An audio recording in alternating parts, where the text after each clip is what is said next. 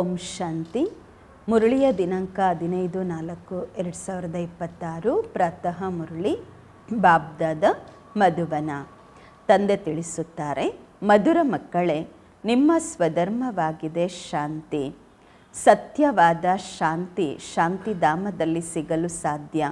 ಈ ಮಾತನ್ನು ಎಲ್ಲರಿಗೂ ತಿಳಿಸಬೇಕು. ಸ್ವಧರ್ಮದಲ್ಲಿ ಇರಬೇಕು. ಪ್ರಶ್ನೆ: ಯಾವ ಜ್ಞಾನ ಒಬ್ಬ ತಂದೆಯ ಬಳಿ ಇದೆ, ಅದನ್ನು ಈಗ ತಾವು ಓದುತ್ತಿದ್ದೀರಾ? ಉತ್ತರ: ಪಾಪ ಮತ್ತು ಪುಣ್ಯದ ಜ್ಞಾನ. ಯಾವಾಗ ಭಾರತವಾಸಿಗಳು ಬಾಬಾರವರಿಗೆ ನಿಂದನೆ ಮಾಡಲು ತೊಡಗಿದರು, ಆಗ ಪಾಪಾತ್ಮರಾದರು. ಯಾವಾಗ ಬಾಬ್ರೂರನ್ನು ಮತ್ತು ಡ್ರಾಮವನ್ನು ತಿಳಿದುಕೊಳ್ಳುತ್ತಾರೆ, ಆಗ ಪುಣ್ಯಾತ್ಮಗಳಾಗುತ್ತಾರೆ. ಈ ವಿದ್ಯಾಭ್ಯಾಸ ತಾವು ಈಗ ಮಕ್ಕಳು ಓದುತ್ತಿದ್ದೀರಾ. ತಾವು ತಿಳಿದುಕೊಂಡಿದ್ದೀರಾ, ಎಲ್ಲರಿಗೂ ಸದ್ಗತಿ ಕೊಡುವವರು ಒಬ್ಬ ತಂದೆಯಾಗಿದ್ದಾರೆ. ಮನುಷ್ಯರು ಮನುಷ್ಯರಿಗೆ ಸದ್ಗತಿ ಅಂದರೆ ಅರ್ಥ ಮುಕ್ತಿ, ಜೀವನ್ಮುಕ್ತಿಯನ್ನು ಕೊಡಲು ಸಾಧ್ಯವಿಲ್ಲ. ಗೀತೆ: ಈ ಪಾಪದ ಪ್ರಪಂಚದಿಂದ ದೂರ ಕರೆದುಕೊಂಡು ಹೋಗಿ ಬಾಬಾ. ಓಂ ಶಾಂತಿ. ತಂದೆ ಕುಳಿತು ಮಕ್ಕಳಿಗೆ ತಿಳಿಸುತ್ತಾರೆ, ಇದಾಗಿದೆ ಪಾಪಾತ್ಮರ ಪ್ರಪಂಚ, ಅಥವಾ ಭಾರತಕ್ಕೆ ಹೇಳಲಾಗುವುದು ಭಾರತ ಪುಣ್ಯಾತ್ಮಗಳ ಪ್ರಪಂಚವಿತ್ತು. ಅಲ್ಲಿ ದೇವಿ ದೇವತೆಗಳ ರಾಜ್ಯವಿತ್ತು. ಈ ಭಾರತವೇ ಸುಖಧಾಮವಿತ್ತು. ಆಗ ಯಾವುದೇ ಖಂಡ ಇರಲಿಲ್ಲ, ಒಂದೇ ಭಾರತವಿತ್ತು. ಸುಖ, ಶಾಂತಿ, ನೆಮ್ಮದಿ ಎಲ್ಲವೂ ಆ ಸತ್ಯಯುಗದಲ್ಲಿ ಇತ್ತು. ಅದಕ್ಕೆ ಸ್ವರ್ಗ ಎಂದು ಹೇಳಲಾಗುವುದು. ಆದರೆ ಈಗ ನರಕವಿದೆ. ಭಾರತವೇ ಸ್ವರ್ಗವಾಗಿತ್ತು, ಈಗ ನರಕವಾಗಿದೆ. ನರಕದಲ್ಲಿ ಸುಖ, ಶಾಂತಿ ಎಲ್ಲಿಂದ ಬರುವುದು? ಕಲಿಯುಗಕ್ಕೆ ನರಕವೆಂದು ಹೇಳಲಾಗುವುದು. ಕಲಿಯುಗದ ಅಂತ್ಯ ಮತ್ತಷ್ಟು ರವರವ ನರಕ ಎಂದು ಹೇಳಲಾಗುವುದು. ದುಃಖಧಾಮ ಎಂದು ಹೇಳಲಾಗುವುದು. ಭಾರತವೇ ಸುಖಧಾಮವಾಗಿತ್ತು ಯಾವಾಗ ಈ ಲಕ್ಷ್ಮೀನಾರಾಯಣರ ರಾಜ್ಯವಿತ್ತು. ಭಾರತವಾಸಿಗಳದ್ದು ಗೃಹಸ್ಥ ಧರ್ಮ ಪವಿತ್ರವಾಗಿತ್ತು. ಪವಿತ್ರತೆ, ಸುಖ, ಶಾಂತಿ ಇತ್ತು. ಸಂಪತ್ತು ಬಹಳ ಇತ್ತು. ಈಗ ಅದೇ ಭಾರತ ಪತಿತ ಆಗಿದೆ. ಎಲ್ಲರೂ ವಿಕಾರಿಗಳಾಗಿದ್ದಾರೆ. ಇದಾಗಿದೆ ದುಃಖಧಾಮ. ಭಾರತ ಸುಖಧಾಮವಾಗಿತ್ತು. ನಾವು ಆತ್ಮರು ಎಲ್ಲಿ ನಿವಾಸ ಮಾಡುತ್ತಿದ್ದೆವು, ಅದಾಗಿದೆ ಶಾಂತಿಧಾಮ. ಶಾಂತಿ ಶಾಂತಿಧಾಮದಲ್ಲಿಯೇ ಸಿಗಲು ಸಾಧ್ಯ. ಆತ್ಮ ಶಾಂತವಾಗಿ ಅಲ್ಲಿಯೇ ಇರುವುದು. ಅದಕ್ಕೆ ಮಧುರ ಮನೆ ಎಂದು ಹೇಳಲಾಗುವುದು. ನಿರಾಕಾರಿ ಪ್ರಪಂಚ ಎಂದು ಹೇಳಲಾಗುವುದು. ಅದಾಗಿದೆ ಆತ್ಮರ ಮನೆ. ಯಾವಾಗ ಆತ್ಮರು ಅಲ್ಲಿ ಇರುತ್ತಾರೆ, ಆಗ ಆತ್ಮ ಶಾಂತಿಯಲ್ಲಿ ಇರುವುದು. ಬಾಕಿ ಶಾಂತಿ ಯಾವುದೇ ಕಾಡಿನಲ್ಲಿ ಹೋಗುವುದರಿಂದ ಸಿಗುವುದಿಲ್ಲ. ಶಾಂತಿಧಾಮವಂತೂ ಅದೇ ಆಗಿದೆ. ಸತ್ಯಯುಗದಲ್ಲಿ ಸುಖವೂ ಇರುವುದು, ಶಾಂತಿಯೂ ಇರುವುದು. ಇಲ್ಲಿ ದುಃಖಧಾಮದಲ್ಲಿ ಶಾಂತಿ ಇರಲು ಸಾಧ್ಯವಿಲ್ಲ. ಶಾಂತಿಧಾಮದಲ್ಲಿ ಸಿಗಲು ಸಾಧ್ಯ. ಸುಖಧಾಮದಲ್ಲಿ ಕರ್ಮವಿರತ್ತೆ. ಶರೀರದಿಂದ ಪಾತ್ರ ಅಭಿನಯಿಸಲಾಗುವುದು. ಈ ದುಃಖಧಾಮದಲ್ಲಿ ಒಬ್ಬ ಮನುಷ್ಯನು ಆ ರೀತಿ ಇಲ್ಲ, ಸುಖ ಶಾಂತಿಯಿಂದ ಇರುವವರು. ಇದಾಗಿದೆ ಭ್ರಷ್ಟಾಚಾರಿ ಪತಿತ ಧಾಮ. ಆಗಲೇ ಪತಿತ ಪಾವನನನ್ನು ಕರೆಯುತ್ತೇವೆ. ಆದರೆ ಆ ತಂದೆಯನ್ನು ಯಾರೂ ತಿಳಿದುಕೊಂಡಿಲ್ಲ. ಆದ್ದರಿಂದ ನಿರ್ಧಣಿಕರಾಗಿದ್ದಾರೆ. ಆರ್ಫನ್ಸ್ ಆಗಿರುವ ಕಾರಣ ಅಂದರೆ ತಂದೆ ತಾಯಿ ಭಗವಂತನನ್ನೇ ತಿಳಿದುಕೊಳ್ಳದಿರುವ ಕಾರಣ ಅನಾಥರಾಗಿದ್ದಾರೆ. ಅನಾಥರಾಗಿರುವ ಕಾರಣ ಪರಸ್ಪರದಲ್ಲಿ ಜಗಳ, ಕಲಹ ಮಾಡಿಕೊಳ್ಳುತ್ತಿರುತ್ತಾರೆ. ಎಷ್ಟು ದುಃಖ, ಅಶಾಂತಿ, ಮಾರಾಮಾರಿ ಇದೆ. ಇದಿರುವುದೇ ರಾವಣ ರಾಜ್ಯ. ರಾಮರಾಜ್ಯವನ್ನು ಎಲ್ಲರೂ ಬಯಸುತ್ತಾರೆ. ರಾವಣ ರಾಜ್ಯದಲ್ಲಿ ಸುಖ ಶಾಂತಿ ಏನೂ ಇಲ್ಲ. ರಾಮರಾಜ್ಯದಲ್ಲಿ ಸುಖ ಶಾಂತಿ ಎರಡೂ ಇತ್ತು. ಪರಸ್ಪರದಲ್ಲಿ ಎಂದಿಗೂ ಜಗಳ, ಕಲಹ ಮಾಡಿಕೊಳ್ಳುತ್ತಿರಲಿಲ್ಲ. ಅಲ್ಲಿ ಪಂಚವಿಕಾರಗಳೇ ಇರುವುದಿಲ್ಲ. ಇಲ್ಲಿ ಪಂಚವಿಕಾರಗಳಿವೆ. ಮೊದಲು ದೇಹಾಭಿಮಾನ ಮುಖ್ಯವಾದ ವಿಕಾರ, ಅನಂತರ ಕಾಮ, ಕ್ರೋಧ. ಭಾರತ ಯಾವಾಗ ಸ್ವರ್ಗವಾಗಿತ್ತು, ಆಗ ವಿಕಾರ ಇರಲಿಲ್ಲ. ಅಲ್ಲಿ ದೇಹಿ ಅಭಿಮಾನಿಗಳಾಗಿದ್ದೆವು ಸತ್ಯಯುಗದಲ್ಲಿ. ಈಗ ಎಲ್ಲ ಮನುಷ್ಯರು ದೇಹ ಅಭಿಮಾನಿಗಳಾಗಿದ್ದಾರೆ. ದೇವತೆಗಳು ದೇಹಿ ಅಭಿಮಾನಿ ಆಗಿರುತ್ತಾರೆ. ದೇಹಾಭಿಮಾನವುಳ್ಳ ಮನುಷ್ಯರು ಎಂದಿಗೂ ಯಾರಿಗೂ ಸುಖ ಕೊಡಲು ಸಾಧ್ಯವಿಲ್ಲ. ಪರಸ್ಪರದಲ್ಲಿ ದುಃಖವನ್ನೇ ಕೊಡುತ್ತಿರುತ್ತಾರೆ. ಈ ರೀತಿ ತಿಳಿದುಕೊಳ್ಳಬೇಡಿ. ಕೆಲವರು ಲಕ್ಷಾಧೀಶರು, ಕೋಟ್ಯಾಧೀಶರು, ಪದಂಪತಿಗಳಾಗಿರ್ತಾರೆ. ಅವರು ಸುಖಿಗಳಾಗಿರ್ತಾರೆ ಅಂದ್ಕೊಳ್ಬೇಡಿ. ಎಲ್ಲರೂ ಮಾಯೆಯ ಮುಷ್ಟಿಯಲ್ಲಿದ್ದಾರೆ. ಏನೆಲ್ಲ ಕೋಟಿಗಳು ಪದಮಗಳಿದೆ ಅದೆಲ್ಲ ಮಾಯೆಯ ಆಡಂಬರ, ಮಾಯೆಯ ರಾಜ್ಯವಿದೆ. ಈಗ ಅದರ ವಿನಾಶಕ್ಕೋಸ್ಕರ ಮಹಾಭಾರತ ಯುದ್ಧ ಸನ್ಮುಖದಲ್ಲಿ ನಿಂತಿದೆ. ಇದರ ನಂತರ ಸ್ವರ್ಗದ ದ್ವಾರ ತೆರೆಯಲ್ಪಡುವುದು, ಅರ್ಧ ಕಲ್ಪದ ನಂತರ ನರಕದ ದ್ವಾರ ತೆರೆಯಲ್ಪಡುವುದು. ಈ ಮಾತುಗಳು ಯಾವುದೇ ಶಾಸ್ತ್ರಗಳಲ್ಲಿ ಇಲ್ಲ. ಭಾರತವಾಸಿಗಳು ಹೇಳುತ್ತಾರೆ, ಯಾವಾಗ ಭಕ್ತಿ ಮಾಡುತ್ತೇವೆ ಆಗ ಭಗವಂತ ಸಿಗುತ್ತಾರೆಂದು. ಬಾಬಾ ಹೇಳುತ್ತಾರೆ, ಯಾವಾಗ ಭಕ್ತಿ ಮಾಡುತ್ತಾ ಮಾಡುತ್ತಾ ಬಿಲ್ಕುಲ್ ಕೆಳಗೆ ಬರುತ್ತೀರಾ ಆಗ ನಾನು ಬರಬೇಕಾಗುವುದು ಸ್ವರ್ಗದ ಸ್ಥಾಪನೆ ಮಾಡಲು. ಅಂದರೆ ಅರ್ಥ ಭಾರತವನ್ನು ಸ್ವರ್ಗವನ್ನಾಗಿ ಮಾಡಲು. ಭಾರತ ಏನು ಸ್ವರ್ಗವಿತ್ತು, ಅದು ನರಕ ಹೇಗಾಯಿತು? ರಾವಣ ಮಾಡಿದರು, ವಿಕಾರಗಳು ಮಾಡಿತ್ತು.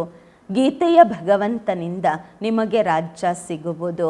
21 ಜನ್ಮಗಳಿಗಾಗಿ ಸ್ವರ್ಗದಲ್ಲಿ ರಾಜ್ಯ ಮಾಡುತ್ತೀರಾ.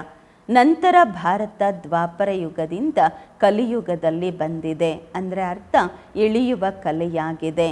ಆದ್ದರಿಂದ ಎಲ್ಲರೂ ಕರೆಯುತ್ತಿರುತ್ತಾರೆ, ಏ ಪತಿತ ಪಾವನ ಬನ್ನಿ ಎಂದು. ಪತಿತ ಮನುಷ್ಯರಿಗೆ ಸುಖ ಶಾಂತಿ ಪತಿತ ಪ್ರಪಂಚದಲ್ಲಿ ಸಿಗಲು ಸಾಧ್ಯವಿಲ್ಲ. ಎಷ್ಟು ದುಃಖ ಪಡುತ್ತಾರೆ. ಇಂದು ಹಣ ಕಳ್ಳತನ ಆಯಿತು, ಮತ್ತು ದಿವಾಳಿ ಆಗಿಬಿಟ್ರು, ಮತ್ತು ರೋಗ ಬಂತು, ಏನೋ ಒಂದು ನಡೀತಾನೇ ಇರುತ್ತೆ. ದುಃಖವೇ ದುಃಖ ಇದೆ ಅಲ್ವಾ? ಈಗ ತಾವು ಸುಖ ಶಾಂತಿಯ ಆಸ್ತಿಯನ್ನು ಪಡೆಯುವ ಪುರುಷಾರ್ಥ ಮಾಡುತ್ತಿದ್ದೀರಾ. ತಂದೆಯಿಂದ ಸ್ವರ್ಗದ ಆಸ್ತಿ ಪಡೆಯುವ ಪುರುಷಾರ್ಥ ಮಾಡ್ತಿದ್ದೀರಾ. ಸದಾ ಸುಖಿಗಳನ್ನಾಗಿ ಮಾಡುವವರು ಒಬ್ಬ ಬಾಬಾ ಆಗಿದ್ದಾರೆ. ಸದಾ ದುಃಖಿಗಳನ್ನಾಗಿ ಮಾಡುವವರು ರಾವಣ. ಈ ಮಾತುಗಳನ್ನು ಭಾರತವಾಸಿಗಳು ತಿಳಿದುಕೊಂಡಿಲ್ಲ. ಸತ್ಯಯುಗದಲ್ಲಿ ದುಃಖದ ಮಾತುಗಳೇ ಇರುವುದಿಲ್ಲ. ಎಂದಿಗೂ ಅಲ್ಲಿ ಅಳುವುದಿಲ್ಲ. ಸದಾ ಸುಖವೇ ಸುಖ ಇರುವುದು.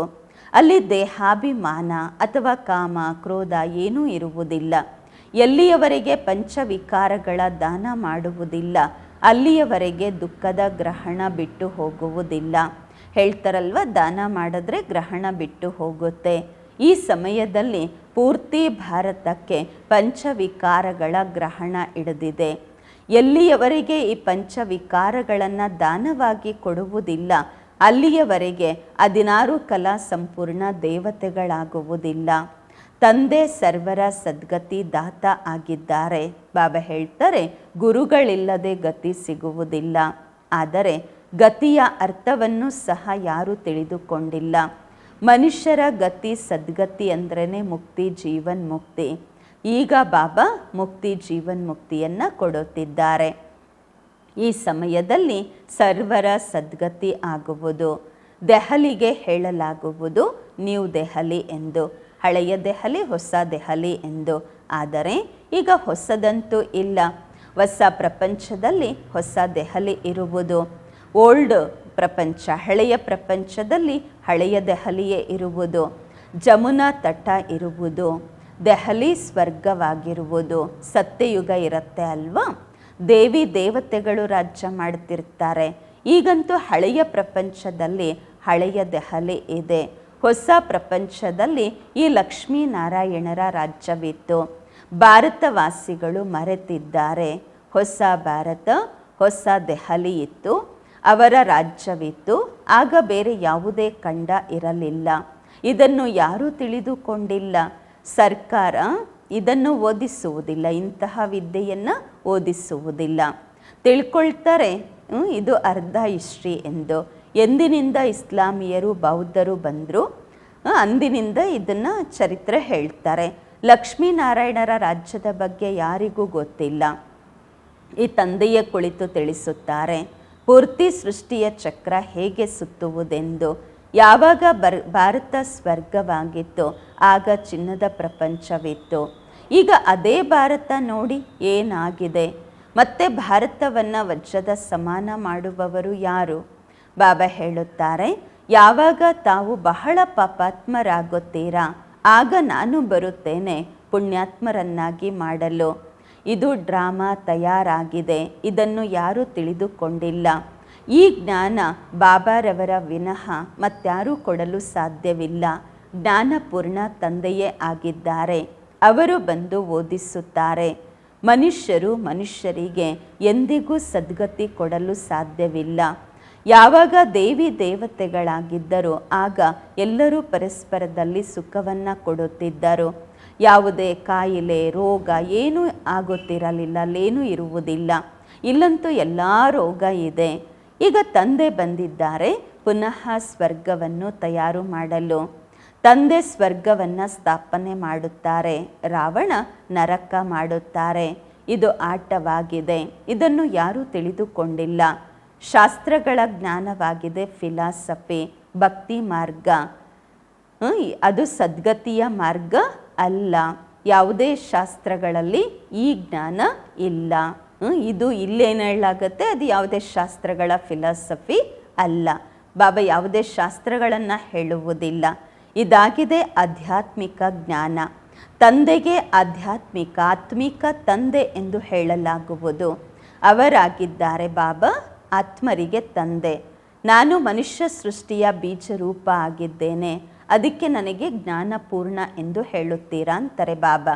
ಈ ಮನುಷ್ಯ ಸೃಷ್ಟಿ ರೂಪಿ ವೃಕ್ಷದ ಆಯುಷ್ಯು ಎಷ್ಟಿದೆ, ಹೇಗೆ ವೃದ್ಧಿಯಾಗುವುದು, ಮತ್ತೆ ಹೇಗೆ ಭಕ್ತಿ ಮಾರ್ಗ ಶುರುವಾಗತ್ತೆ, ಇದೆಲ್ಲವನ್ನು ನಾನು ತಿಳಿದುಕೊಂಡಿದ್ದೇನೆ. ತಾವು ಮಕ್ಕಳಿಗೆ ಈ ಜ್ಞಾನವನ್ನು ಕೊಟ್ಟು ಸ್ವರ್ಗಕ್ಕೆ ಮಾಲೀಕರನ್ನಾಗಿ ಮಾಡುತ್ತೇನೆ. ನಂತರ ತಾವು ಮಾಲೀಕರಾಗುತ್ತೀರಾ. ಈ ಜ್ಞಾನ ತಮಗೆ ಒಂದೇ ಬಾರಿ ಸಿಗುವುದು, ನಂತರ ಮಾಯವಾಗುವುದು. ನಂತರ ಸತ್ಯಯುಗ ತ್ರೇತಾಯುಗದಲ್ಲಿ ಈ ಜ್ಞಾನದ ಅವಶ್ಯಕತೆ ಇರುವುದಿಲ್ಲ. ಈ ಜ್ಞಾನ ಕೇವಲ ತಾವು ಬ್ರಾಹ್ಮಣರಿಗೆ ಇದೆ, ದೇವತೆಗಳಲ್ಲಿ ಈ ಜ್ಞಾನ ಇರುವುದಿಲ್ಲ. ಅಂದಾಗ ಪರಂಪರೆಯಿಂದ ಈ ಜ್ಞಾನ ಬರುವುದಿಲ್ಲ. ಇದು ಕೇವಲ ತಾವು ಮಕ್ಕಳಿಗೆ ಒಂದೇ ಬಾರಿ ಸಿಗುವುದು. ಇದರಿಂದ ತಾವು ಜೀವನ್ಮುಕ್ತರಾಗುತ್ತೀರಾ, ತಂದೆಯಿಂದ ಆಸ್ತಿ ಪಡೆಯುತ್ತೀರಾ. ನಿಮ್ಮ ಬಳಿ ಬಹಳಷ್ಟು ಜನ ಬರುತ್ತಾರೆ, ಹೇಳುತ್ತಾರೆ ಮನಸ್ಸಿಗೆ ಶಾಂತಿ ಹೇಗೆ ಸಿಗುವುದೆಂದು. ಆದರೆ ಈ ರೀತಿ ಹೇಳುವುದು ಸಹ ತಪ್ಪಾಗಿದೆ. ಮನಸ್ಸು ಬುದ್ಧಿ ಆತ್ಮನ ಕರ್ಮೇಂದ್ರಿಯಗಳು, ಹೇಗೆ ಶರೀರದ ಕರ್ಮೇಂದ್ರಿಯಗಳಿವೆ. ಆತ್ಮನನ್ನು ಕಲ್ಲು ಬುದ್ಧಿ ಉಳ್ಳವರಿಂದ ಪಾರಸ ಬುದ್ಧಿ ಉಳ್ಳವರನ್ನಾಗಿ ತಂದೆಯೇ ಬಂದು ಮಾಡುತ್ತಾರೆ. ಸತ್ಯಯುಗ ತ್ರೇತಾಯುಗದವರೆಗೆ ನಡೆಯುತ್ತೆ. ಅನಂತರ ಕಲ್ಲು ಬುದ್ಧಿ ಉಳ್ಳವರಾಗುತ್ತೀರಾ. ಈಗ ಮತ್ತೆ ತಾವು ಕಲ್ಲು ಬುದ್ಧಿ ಉಳ್ಳವರಿಂದ ಪಾರಸ ಬುದ್ಧಿ ಉಳ್ಳವರಾಗುತ್ತೀರಾ. ತಮ್ಮ ಪಾರಸ ಬುದ್ಧಿ ಏನಿತ್ತು ಅದರಲ್ಲಿ ತುಕ್ಕು ಸೇರ್ತಾ ಹೋಯಿತು. ಈಗ ಪುನಃ ಪಾರಸ ಬುದ್ಧಿ ಉಳ್ಳವರಾಗುವುದು ಹೇಗೆ? ಬಾಬಾ ಹೇಳುತ್ತಾರೆ, ಏ ಆತ್ಮರೇ, ನನ್ನನ್ನು ನೆನಪು ಮಾಡಿರಿ. ನೆನಪಿನ ಯಾತ್ರೆಯಿಂದ ತಾವು ಪವಿತ್ರರಾಗುತ್ತೀರಾ. ನಂತರ ನನ್ನ ಬಳಿ ಬಂದು ಬಿಡುತ್ತೀರಾ. ಬಾಕಿ ಏನು ಹೇಳುತ್ತೀರಾ, ಮನಸ್ಸಿಗೆ ಶಾಂತಿ ಹೇಗೆ ಸಿಗುವುದೆಂದು ಅವರಿಗೆ ಯಾರು ಹೇಳುತ್ತಾರಲ್ವ ಈ ರೀತಿ ಅವರಿಗೆ ಹೇಳಿ, ಇಲ್ಲಿ ಶಾಂತಿ ಹೇಗಿರಲು ಸಾಧ್ಯ? ಇದಿರುವುದೇ ದುಃಖಧಾಮ, ಏಕೆಂದರೆ ವಿಕಾರಗಳ ಪ್ರವೇಶತೆ ಇದೆ. ಇಲ್ಲಂತೂ ಬೇಹದ್ದಿನ ತಂದೆಯಿಂದ ಆಸ್ತಿ ಸಿಗತ್ತೆ. ಮತ್ತು ರಾವಣನ ಜೊತೆ ಸೇರುವುದರಿಂದ ಪತಿತರಾಗುತ್ತೀರಾ. ಮತ್ತು ತಂದೆಯ ಮೂಲಕ ಪಾವನರಾಗುವುದರಲ್ಲಿ 1 ಸೆಕೆಂಡ್ ಎಡಿಸುವುದು, ಅಂದರೆ ನಿಶ್ಚಯ ಆಗಬೇಕಂದ್ರೆ 1 ಸೆಕೆಂಡ್ ಸಾಕು. ಈಗ ತಾವು ಬಂದಿದ್ದೀರಾ ತಂದೆಯಿಂದ ಜೀವನ್ಮುಕ್ತಿಯ ಆಸ್ತಿಯನ್ನು ಪಡೆಯಲು.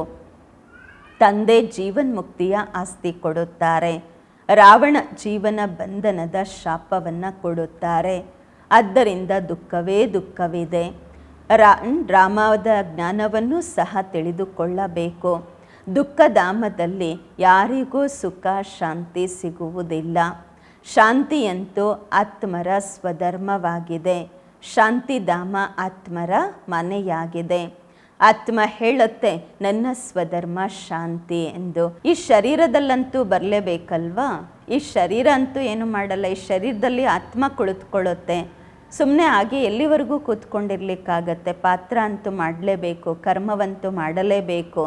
ಎಲ್ಲಿಯವರೆಗೆ ಮನುಷ್ಯರು ಡ್ರಾಮಾದ ಬಗ್ಗೆ ತಿಳಿದುಕೊಳ್ಳುವುದಿಲ್ಲ, ಅಲ್ಲಿಯವರೆಗೆ ದುಃಖಿಗಳಾಗಿ ಇರುತ್ತಾರೆ.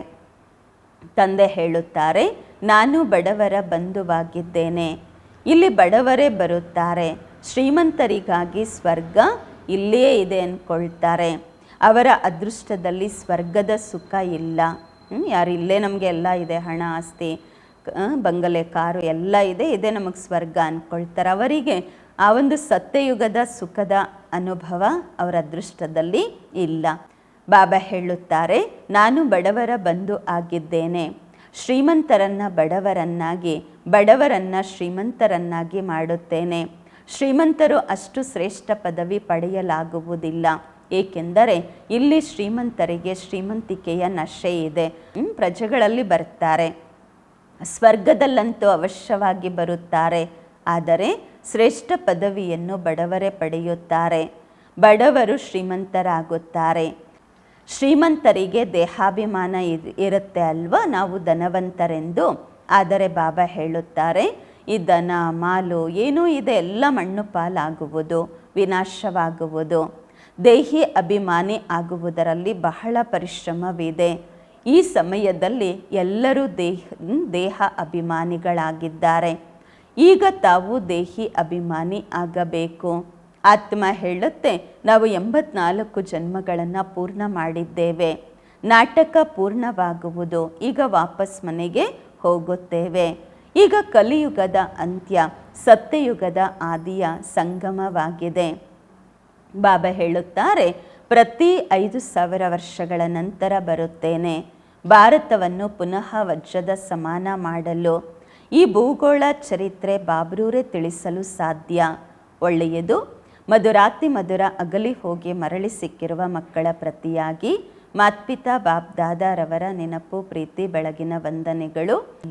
ನಾವು ಆತ್ಮಿಕ ಮಕ್ಕಳಿಂದ ಆತ್ಮಿಕ ಮಾತ್ಪಿತಾ ಬಾಬ್ ದಾದಾರವರಿಗೆ ನೆನಪು, ಪ್ರೀತಿ, ಬೆಳಗಿನ ವಂದನೆಗಳು ಹಾಗೂ ನಮಸ್ಕಾರಗಳು. ಧಾರಣೆಗಾಗಿ ಮುಖ್ಯ ಸಾರ. ಫಸ್ಟ್ ಪಾಯಿಂಟು, ತಂದೆಯಿಂದ ಜೀವನ್ಮುಕ್ತಿಯ ಆಸ್ತಿ ಪಡೆಯಲು ಅವಶ್ಯವಾಗಿ ಪಾವನರಾಗಬೇಕು. ಡ್ರಾಮಾದ ಜ್ಞಾನವನ್ನು ಬುದ್ಧಿಯಲ್ಲಿಟ್ಟುಕೊಂಡು ಇದ್ದರೂ ಸಹ ದುಃಖಗಳಿಂದ ಮುಕ್ತರಾಗಿರಬೇಕು. ಎರಡನೇ ಪಾಯಿಂಟು, ಧನ, ಮಾಲು, ಸಂಪತ್ತು ಅಥವಾ ಶ್ರೀಮಂತಿಕೆಯ ನಶೆ ಏನಿದೆ ಎಲ್ಲವನ್ನು ಬಿಟ್ಟು ದೇಹಿ ಅಭಿಮಾನಿಯಾಗಿರುವ ಪುರುಷಾರ್ಥ ಮಾಡಬೇಕು. ವರದಾನ, ವಿಕಾರಗಳ ವಂಶದ ಅಂಶವನ್ನೂ ಸಹ ಸಮಾಪ್ತಿ ಮಾಡುವಂತಹ ಸರ್ವ ಸಮರ್ಪಣ ಅಥವಾ ಟ್ರಸ್ಟಿಯಾಗಿರಿ. ವಿಕಾರಗಳ ವಂಶದ ಅಂಶವನ್ನೂ ಸಹ ಸಮಾಪ್ತಿ ಮಾಡುವಂತಹ ಸರ್ವ ಸಮರ್ಪಣ ಅಥವಾ ಟ್ರಸ್ಟಿಯಾಗಿರಿ.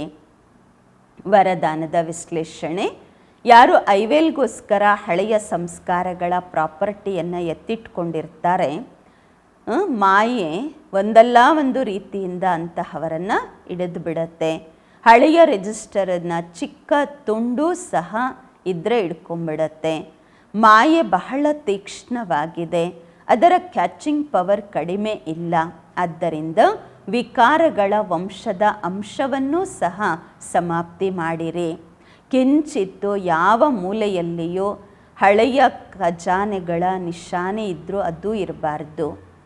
ಸ್ವಲ್ಪವೂ ಸಹ ಯಾವುದೇ ಮೂಲೆಯಲ್ಲಿ ಹಳೆಯ ಖಜಾನೆಗಳ ಗುರುತು ಇರಬಾರದು. ಇದಕ್ಕೆ ಹೇಳಲಾಗುವುದು ಸರ್ವ ಸಮರ್ಪಣ, ಟ್ರಸ್ಟಿ ಅಥವಾ ಯಜ್ಞದ ಸ್ನೇಹಿ ಸಹಯೋಗಿ ಎಂದು. ಸ್ಲೋಗನ್, ಅನ್ಯರ ವಿಶೇಷತೆಗಳ ಕಾರಣ ಅವರ ಜೊತೆ ವಿಶೇಷ ಸ್ನೇಹವಾಗುವುದೂ ಸಹ ಸೆಳೆತವಾಗಿದೆ. ಅನ್ಯರ ವಿಶೇಷತೆಗಳ ಕಾರಣ ಅವರ ಜೊತೆ ವಿಶೇಷ ಸ್ನೇಹ ಆಯಿತು ಅಂತ ಅಂದರೆ ಅದು ಸಹ ಲಗಾವ್, ಸೆಳೆತವಾಗಿದೆ. ಅವ್ಯಕ್ತ ಇಶಾರೆ, ಮಹಾನರಾಗಲು ಮಧುರತೆ ಮತ್ತು ನಮ್ರತೆಯ ಗುಣವನ್ನು ಧಾರಣೆ ಮಾಡಿಕೊಳ್ಳಿ. ಮಧುರತೆಯೇ ಮಹಾನತೆಯಾಗಿದೆ. ಇದರಿಂದ ಮನಸ್ಸು ಮತ್ತು ಮುಖದ ಕಠಿಣತನ ಸಮಾಪ್ತಿಯಾಗುವುದು. ಕ್ರೋಧ ಅಗ್ನಿ ಶೀತಲವಾಗುವುದು. ಬಾಬ್ದಾದ ತನ್ನ ಪ್ರತಿಯೊಬ್ಬ ಮಗುವನ್ನು ಶೀತಲ ದೇವತೆಯನ್ನಾಗಿ ಮಾಡಲು ಬಯಸುತ್ತಾರೆ. ಆದ್ದರಿಂದ ಮಧುರತೆಯ ಗುಣವನ್ನು ಧಾರಣೆ ಮಾಡಿಕೊಳ್ಳಿ. ನಿಮ್ಮ ಮುಖ ಮಧುರವಾಗಿರಬೇಕು. ನಿಮ್ಮ ಮುಖ, ಬಾಯಿ, ವ್ಯವಹಾರ, ನಡೆ, ನುಡಿ ಎಲ್ಲ ಮಧುರವಾಗಬೇಕು. ಮಧುರತೆಯ ಗುಣದಿಂದ ಭರ್ಪೂರಾಗಿರಿ. ಯಾರೇ ನಿಮ್ಮ ಸಂಪರ್ಕದಲ್ಲಿ ಬಂದರೂ ಅವರಿಗೆ ಮಧುರ ಮಾತುಗಳು ಮತ್ತು ಶಕ್ತಿಶಾಲಿ ದೃಷ್ಟಿಯಿಂದ ಭರ್ಪೂರ್ ಮಾಡಿ. ಯಾರೇ ನಿಮ್ಮ ಸಂಪರ್ಕದಲ್ಲಿ ಬಂದರೂ ಅವರನ್ನು ಮಧುರ ಮಾತುಗಳು ಮತ್ತು ಶಕ್ತಿಶಾಲಿ ದೃಷ್ಟಿಯಿಂದ ಭರ್ಪೂರ್ ಮಾಡಿ. ಓಂ ಶಾಂತಿ.